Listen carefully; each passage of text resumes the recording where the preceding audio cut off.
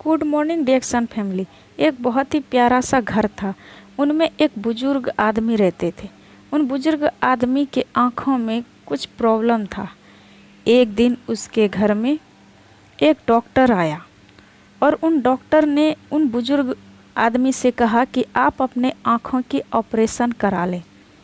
इनमें उन बुजुर्ग आदमी ने कहा कि नहीं नहीं, फालतू की बेकार की खर्च होंगे, परहेज रखना पड़ेगा। आधे आधे बोल के वो बोले ठीक हो जाएगा। कुछ दिन के बाद, थोड़े समय बाद डॉक्टर फिर उसके घर आया और बोले बाबा अब तो ऑपरेशन करवा लो, नहीं तो बाद में बहुत ज़्यादा तकलीफ़ होगा। वो बोला मुझे क्या ज़रूरत, मेरे 4 बेटे 4 बहुएं पोते पोती हैं, ये सब मेरी आंखें ही तो हैं। कोई ना कोई हमेशा मेरे पास बैठा ही रहता है। एक दिन उसके घर में आग लग गई। सब के सब निकल गए बाहर, भाग गए, किंतु बूढ़े आदमी को किसी ने नहीं निकाला। तभी एक पड़ोसी ने आकर उसे निकाला। तब तक वो काफ़ी झुलस चुका था। खैर उसकी जान बच गई।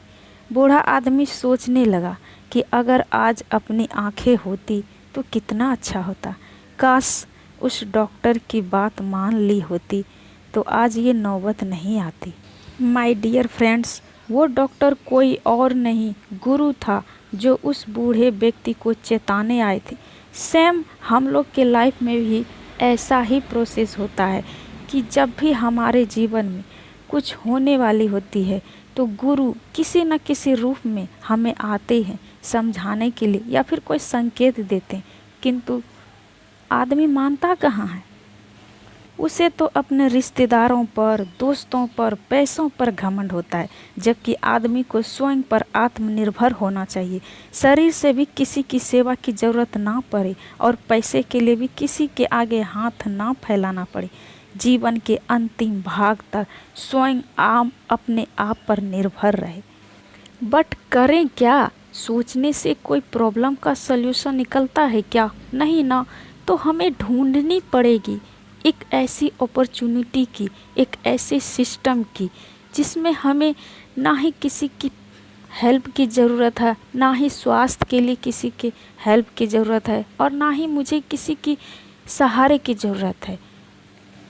वो अपॉर्चुनिटी, वो सिस्टम ओनली वन डिएक्सन है। डिएक्सन हमें देता है एक बेहतर स्वास्थ्य, एक healthy life style, wealth, happiness और एक प्यारा सा परिवार, जिससे हम अपनी लाइफ की सारी खुशियाँ, सारे सपने पूरे कर सकें और लाइफ की हर खुशियों को एक भरपूर आनंद के साथ लाभ उठा सके। अपने दोस्तों, अपने फैमिली और अपने सोसाइटी में वो इज्जत, वो नाम कमा सके जो हमें पहले नहीं थी। और ऐसी अपॉर्चुनिटी सिर्फ डिएक्सन में ही मिल सकती है। तो चुनाव आपका है, डिसीजन आपकी है। आपको खुद डिसाइड करना पड़ेगा कि हमें क्या चाहिए।